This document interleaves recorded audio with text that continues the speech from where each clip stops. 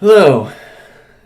Welcome on in. I'm joined by my wife today. This should be a fun one. Hello. I was just thinking, I'm doing the hand, so I'm thinking, what would it be like if Donald Trump were a member or like part of the general authority? What would it be like if Trump were a general authority? Can you imagine him in general conference reading the, what do you got, like the 6 month numbers or whatever? Mm. We're winning bigly. Not even the Jehovah's Witnesses, and you have a lot of witnesses, so many witnesses, can baptize like we can. Our missionaries could go in the streets and shoot somebody, and they'd still win the baptism. Baptisms for the dead, that's what they're calling them. What a tremendous thing. Let me tell you something, it's quite tremendous. Anyway, I think it'd be really funny. That would be funny. Trump is so funny. Like him or hate him, he's hilarious. He'd be like, we're going to baptize like the likes of which you've never seen. We're sitting on liquid gold. Golden retrievers, that's what they are. We're going to baptize the dogs. Baptizing the dogs.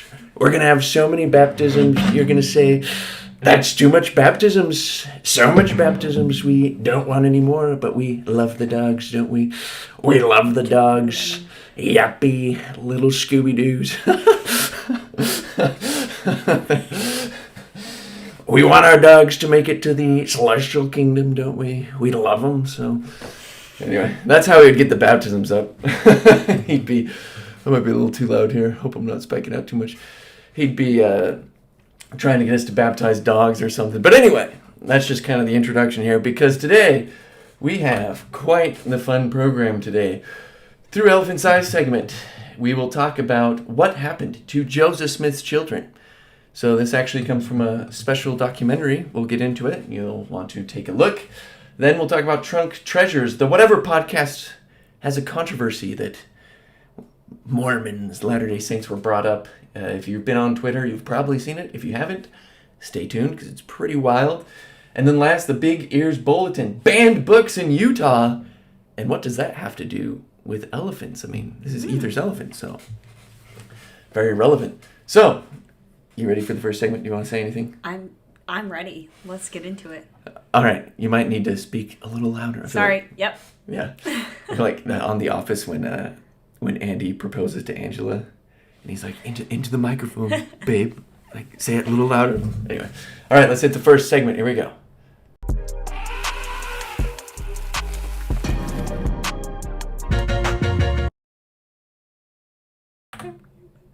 All right. The documentary is called What Happened to the Children of Joseph Smith. You were able to watch it, right? I watched it, yes. I am prepared today. Excellent. So this documentary was posted by, what's the guy's name? I feel so bad because I'm forgetting it right now. Matthew? Do you want me to look? Yes, that would be great to give him some credit. I think I wrote it in the description. So the reason I want to talk about this is actually gaining a ton of traction online. It was posted about a month ago as Michael Kennedy. Michael Kennedy. Thank you, Michael Kennedy. So Michael Kennedy, he posted it on his YouTube channel. It's gotten a ton of views, nearly like 150,000, I think, which is awesome. So and there seems to be a lot of interest about it. So, it's kind of this hidden gem that we're talking about it in the Three Elephants Eye segment. So the documentary, what does he have to do with it? Well, I believe he helped to write it / produce it. But basically, it's, a documentary with a bunch of historians and people who are descendants of Joseph Smith that are, talking about what happened to Joseph Smith's kids. So, what happened to Joseph Smith's kids? They're relating the history. Are we watching it? No, we're not going to watch it. No. Oh, we're not watching it. Well, Joseph Smith's kids stayed with Emma. They did not move west. They did not move west. So he had 11 total kids, 2 of which were adopted. Mm-hmm. I wrote this down Twins, yes. for sake. Yeah, twins that were adopted. 6 of them died before Joseph died. Super tragic. So sad. So only 5 of them survived Joseph. Which, by the way, so we're gonna talk about that. They also hit on a little bit in this documentary, if and he has any kids from polygamous wives. So that's an interesting part of this. And we'll talk about what the story is and who the descendants are. So he had 5 kids that survived him, 6 of which passed on before him, including, I believe that includes the twins. And I'm just, by the way, I've said this before, I'm not like the biggest history person, okay? I'm just trusting that what they're saying in this documentary is true. So, go check out the documentary. I believe I linked it in the description. If not, I linked his channel. It's like the latest video on his channel. So check it out for yourself. But one of his adopted twins survived, named Julia, and she was the oldest. Then there was Joseph Smith III. Then there was Frederick, Alexander, and David Hyrum, who wasn't actually born because he was in La Wata, the belly. So those are the 5 that survived him. Oh, okay. Yeah. Okay. Now, so I've seen a few people speculate if Joseph had any children with polygamist wives. Now, if you ask the anti-polygamy people, they will immediately say... Yes. No, the anti... Sorry. They will immediately say no. There's no evidence. I've heard things from sources that there are people who have legit... In the shadows. In the shadows, who, for whatever reason, don't want to come out. But I don't really have anything else to say on it besides that. I don't really think that's true, but here's the thing. Even if we're true... So what? Exactly. Like, are we mad that Brigham Young had kids with his polygamous wives? Like, how do you get around that? Like, why is it fine for Brigham but not Joseph? And maybe you don't think it's fine for either, but, you got to be consistent here, right? Like, does it really matter? Anyway, so... Shadow baby sounds legit. Thanks, Sheba. Polygamous wives. It's all just speculation. So the descendants in the video talked about how sometimes they'll have, people who claim, and there hasn't been anyone that they've been able to legitimately say was a polygamist offspring of Joseph. Nobody. But the family is very welcome to it. Mm-hmm. They're like, if we find anyone, they're coming to the reunion. So yeah, they're welcome in the family. So, speaking of Joseph Smith's kids, though, because that's what the documentary's on, which... I don't know, like, this must be a picture of them. This is, like, the thumbnail. So, people, for the most part, I think, know what happened to Joseph Smith III. I think there was 2 other men who kind of stayed behind and thought that Joseph Smith III should be the next prophet of the church because he was the oldest son of Joseph, the oldest surviving son. He was about 11 years old when Joseph died, and so he was, like, the next prophet, the next boy prophet. Emma... stays behind. I don't know. What are your thoughts on Emma? I think a lot of people in the comments had like some positive things to say about Emma. I understand why she would stay behind. She was established already, and she'd barely just gotten back on her feet. Mm-hmm. She was pregnant. You can imagine Joseph dies. Joseph died. Yeah, when Joseph dies, she's pregnant. She has 4 other kids. She'd already buried 6 of them. And her and Brigham Young, up until that point, from what I understand, actually got along pretty well until, there's some feuds going on. And a lot of that had to do with the fact that a lot of the church's properties and stuff suddenly fell into Emma's name. So that would suck. Yeah. Because on the one hand, you want the church to move forward. She's still a believing Latter-day Saint. But, this is the whole mess worth of finances and property. And it's like, she can be left with nothing. I'm sure there was quite a bit of tussles there. But... And she was paying off that debt almost until... Yeah, she was paying off debt. Super sad. 10 years before she passed, I think, is what they said. Oh, and Lucy Mack, Joseph's mom, was still alive. And she was, taking care of Lucy for a while. So it kind of made sense that she wasn't going to go... She was still believing, and so, but then, I don't know, some weird stuff kind of happened with the RLDS. And it turns out that one of the major themes of what happened to Joseph Smith's children is pretty much all of them left the church. Yeah. In one form or another. I mean, obviously, Joseph Smith the third was doing the Reformed LDS stuff. But they pretty much all left the church. And some speculated, did Joseph know that was going to happen? Sounds like he did. Yeah, there's some indication that he had a sense that it would I can't remember during the dedicatory prayer. Oh yeah. Like, there's some people who believe he basically prophesied that his kids would eventually come back to the church, which... Well, George Albert Smith is the one who prophesied that. George A. Smith. I think that's, at least in the documentary, that's what he said. Okay. That 4 or 5 generations after, that's when they would start coming back to the church. And it happened. It did. They started coming back to the church. All of a sudden, you got all these Smiths getting baptized. I remember my dad actually worked with someone who's like a descendant of Joseph Smith.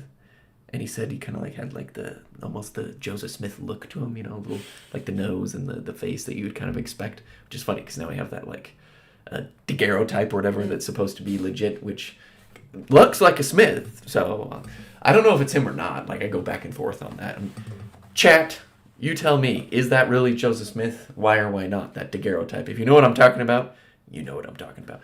Anyway, but yeah, so the prophecy starts becoming fulfilled, right? A lot of them start joining the church and have a really good relationship with it. Mm-hmm. And at one point they said, hey, look, here's the Book of Mormon. It was translated by the gift and power of God by your great, however many greats back, grandfather. And I think starting like 3rd through 5th is when, I think 3rd through 5th are still kind of alive today or something, is what they said. I don't know how old this documentary is. But they started joining. And then here's the beautiful part. You ready for the beautiful part? Mm-hmm. Do you remember the beautiful part? No. Is now the descendants of Joseph Smith, who have mostly joined the church a lot, and the descendants of Brigham Young are becoming buddies because there was like this clash between Brigham and Emma, which, we've already established that all of Joseph's descendants are Emma's descendants because he didn't have kids with anyone else besides Emma, as far as we know. And so there was almost like this, I don't know, Contention between the two groups. And now part of the documentary is showing that the descendants have come together. They wrote out, the descendants of Brigham Young have like this whole foundation. They wrote out this long, it wasn't that long, I guess, this thing that basically said, we want to bury the past of the hate that there was and love each other, and a love fest is what it is, really. Going back to Trump there. Kiori says Emma Smith is his second cousin 5 times removed. Is your second cousin Kiori? Cool. You're related to the I'm just kidding. You're related to Emma? That's awesome. Wait. Okay. So you're like through marriage related to Joseph Smith. Right? So Joseph Smith is your second cousin 5 times removed in law, right? And you have a picture to prove it. You and Emma Smith, like at a family reunion. That's funny. Okay. So,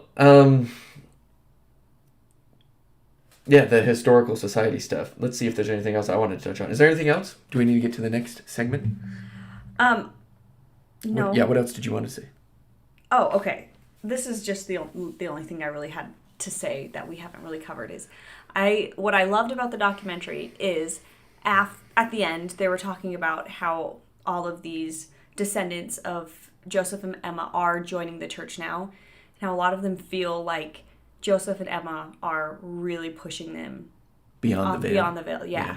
And I thought that was super cool family history stuff going on. Can you imagine having Joseph Smith in your family history? Pretty cool. Because my family history, I totally forgot. Fun fact, apparently so over Christmas I found out that one of my ancestors was punched out by Joseph Smith.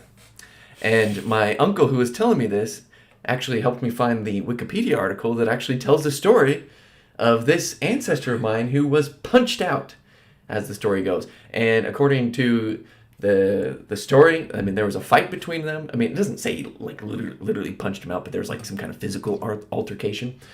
And it had to do with polygamy, actually, and a split of land. So I believe my ancestor had some daughters that were involved in polygamy with Joseph in some way. And there was some dispute over land property or whatever. And apparently my ancestor was being a bad guy. And he punched him. And ever since then, the rest of my family has had flatter noses. No, I'm just kidding. Can you imagine if that's how it worked?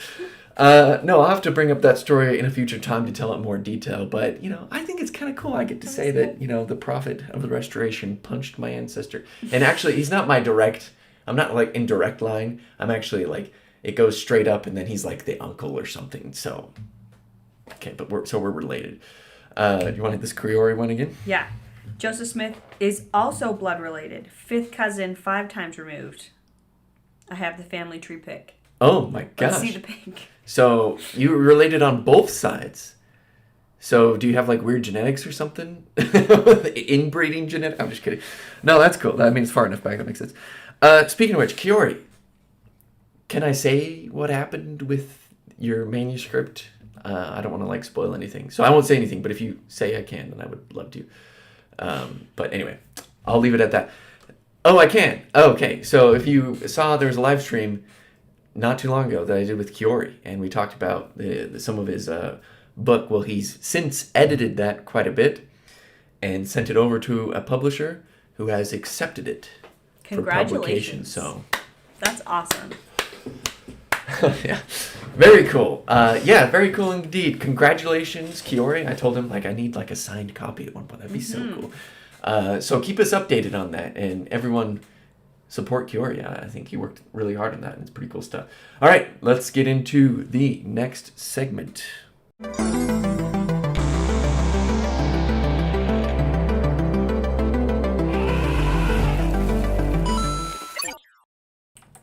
All right, this segment is called Trunk Treasures, where we look at some hidden gems that are going on, and we'll get to that. But first, I need to remind you of the purpose of this channel, which is to elevate members of the Church of Jesus Christ of Latter-day Saints by building bridges of understanding through fun and informative content, and help honest actors to take the church seriously by exposing limitations of critics and correcting misconceptions.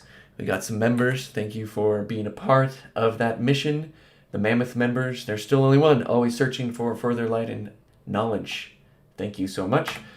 And let's get into the hidden gems. So first, the boy, Jared Bell, meme master, has this, which I don't know if you're going to understand because you're not on Twitter. I am not. And we're going to get into this controversy. So there's this guy, what's his name? I don't know, who knows? Anyway, so this is the meme. He says, "How do I get these dumb, MFing, cultish, insane Mormons to debate me? More hostility? More demeaning? Be genuine and kind in your discourse." And he looks at him, whoosh, throws him out the window. Well, okay. So this guy wants to debate everyone, and let me get to the video of like where a lot of this started. Hold on one second. Okay, it came. So I saw this on Twitter, and then it kind of blew up on Twitter. Pretty spicy stuff. So this is the video that it came from. So we'll get into the community notes in a second, which are awesome. But let me go back and find the video so we can actually watch it, because I saved it for this very purpose. And we'll have to get a double check to make sure. Okay. Yeah, you're familiar with this podcast, right? I mean... The whatever podcast or ever. I don't know. I've seen clips of it. Oh. Okay, you can see that. Sorry about this. Okay, let's make sure that everyone can hear it. My name is Maddie. I am 22 and from Utah. Are you Mormon or? No, not Mormon. But didn't they like rebrand? Let's get They're switches. called the Church Let's of get Jesus. switches, okay, Mary? They're called the Church of Jesus Christ of Latter-day Saints. I am a member. Oh, you're Mormon. Okay. Well, not Mormon. Church of Jesus Christ of Latter-day Saints, but thank you. But it's a sect of Christianity. Yes. At least. I don't know if we're getting copyrighted here, but I'm going to pause it for a second. I really respect that sister on there that's like, no, I'm a member of the Church of Jesus Christ of Latter-day Saints, but thank you. I love that. I don't know what else to say. Like, I respect that so much. Like, yeah, that's awesome. You're on this popular podcast, and it's like, you're a Mormon? No, I'm a member of the Church of Jesus Christ of Latter-day Saints. Good for you. Way to correct.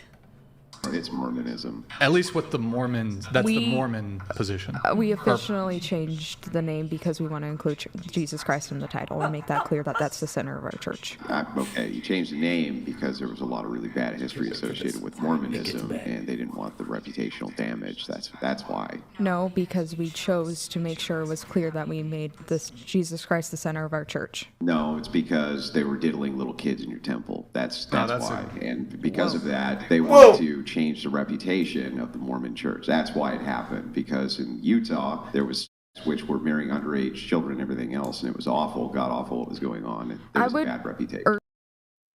All right, so that's the clip that was going around, and actually, wait, help me out here. Is this the same guy that's trying to debate everyone?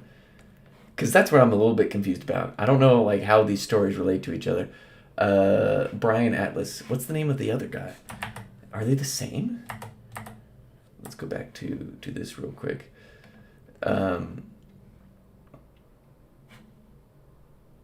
Oh, he's the guy that shared this, and he said that escalated quickly. Oh, okay. So just the guy who shared it. I'm confused. Maybe these stories aren't related at all, honestly. Anyway, check out the note here. Well, I feel like they are related because whoever this guy is that wants to debate everyone is like, I feel like it came out of this. I could be wrong though. You know, I'm not like on Twitter all the time. I don't use Twitter that much. If you follow me on there, if you see someone who's like posting a lot, it's not me. So I guess keep that in mind. I know there's a few other Rylands out there, and Rylands that are members of the church. So it's not me. My handle is the Ether's Elephant. Anyway, so check this out. Do you know what the community notes are? No. So Elon Musk a while ago put on this thing where like it's basically the community can fact check. Oh, cool. And like I don't know, there's nothing else really to say besides that. So Okay. the readers added context, and it only comes up if it's like been authenticated. Yeah. The Church of Jesus Christ of Latter-day Saints has had its official name since 1838. The child rapes being referred to are not related to the LDS Church, but to the offshoot FLDS Church under Warren Jeffs. The FLDS separated from the LDS around a century ago. Yeah, and probably like maybe officially around a century ago. But I mean, probably further back than that because that roots back to like the divide in polygamy. So over a century ago. But I'm fine with them saying a century. That's more or less correct. So, yeah. What the heck was that when he's like diddling? I was like, whoa, that is ridiculous. Yeah, so this is the hidden gem, which in this case, it's a bad gem. It's a terrible one. But the good gem is... sorry, I'm getting ahead of myself. The good gem is the fact that the reader's notes, the public notes here, added context that just, totally debunked all this. I feel bad for that girl because I don't think she expected him to just be like, well, no, that would be hard to be on the spot like that. Yeah. But it is kind of funny. She's like, no, we changed our name. Right. Technically, she was wrong too because we didn't really change the name. No, we did not. Which, by the way, can we all get behind that finally? Like, I'm a really big fan of not being called Mormon anymore because there are offshoots like the FLDS that we are not. Even the Community of Christ or the Bickertonites. Like, there's a bunch of people who believe in the Book of Mormon who are not part of the Church of Jesus Christ of Latter-day Saints. So I like that there's that distinguishing factor. I especially like it because Jesus Christ, right? So anyway, anything else to say on this one? I don't think so. Yeah, crazy stuff happening in Twitter. But that guy was actually talking to her. Yes, I think so, yeah. Oh, okay. It almost made I know, it it's look weird like because he wasn't... like, he wasn't there. I don't know. I'm a little confused on some of this, to be honest. I haven't followed it probably as deeply as I should. All right, yeah, let's get into the next segment. You ready? Yep. Run.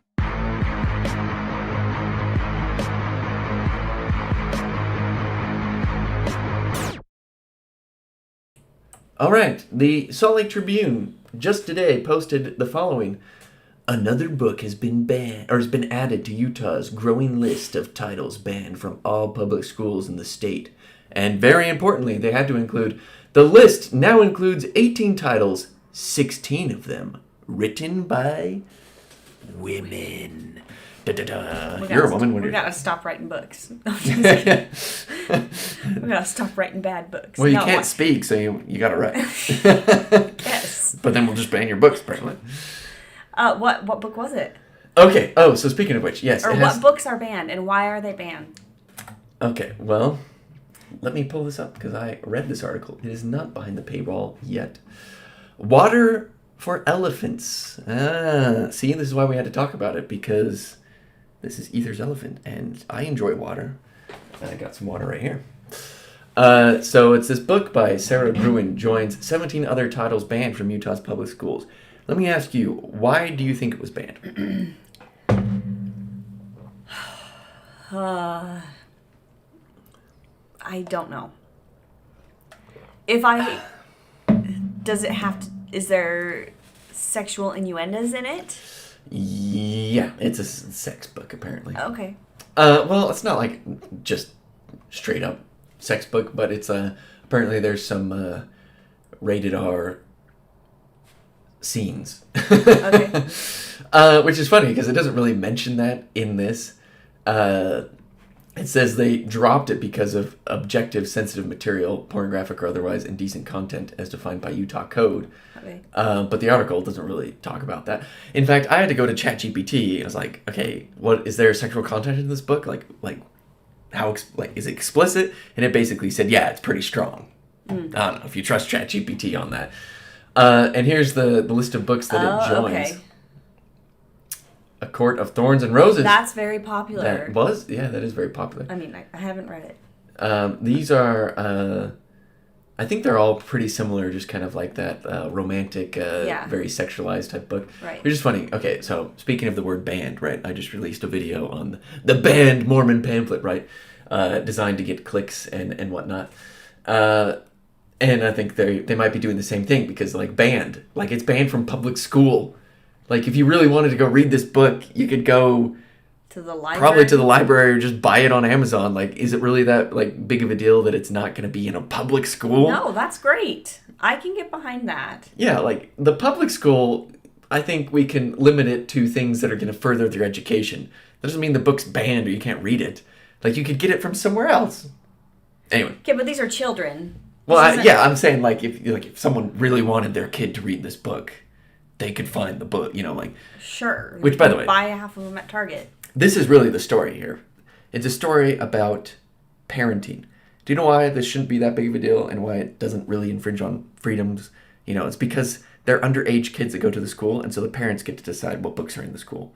Yeah. And so they say Utah banned an 18th book. Well, really, it's Utah's parents don't want that crap in the library at their kid's school because it doesn't serve any purpose. Yeah. So this is the way they talk about banned books, it makes it sound like the burning of books. That's what I think of. It makes it sound like they're burning the Bible. They're burning these books. They're crazy. They don't want you to know the truth. It's like, you can get the book. You can. Just not at school, please. We can have a new title. Utah parents are doing a good job. They kept pornography out of their schools. Yeah. Yeah. This is a great Books little banned thumbnail in here. Utah. Books banned in Utah. It's funny because I always wonder if this Big Ears Bulletin is going to have something from the Salt Lake Tribune, and it almost always does. So in that sense, thank you, Salt Lake Tribune, for being a part of the program day in and day out. No, I'm just kidding. Yeah. So I mean, there's not much more to react from that. If you are still here, thank you for being here because there's going to be a lot of fun things coming up on the channel. I have quite a few collaborations coming up that you'll want to be a part of, you'll want to participate in, including with, hopefully I'm trying to do a live stream next week with Sit Down with Sky so we can talk more about the reaction to the video about the Little Factory book. So that should be great. But then on top of that, I have quite a few collaborations coming down the pike. I got, I won't even name them yet because I'm still working with them. And I have a lot more planned that are going to be really fun. You don't want to miss out. So if you haven't hit subscribe, please hit subscribe. And anything else you want to say before we end this one? This was kind of a short one today. Remember to like this live stream. Yeah. Okay. All right. Well, thank you so much. And we'll catch you in the next one.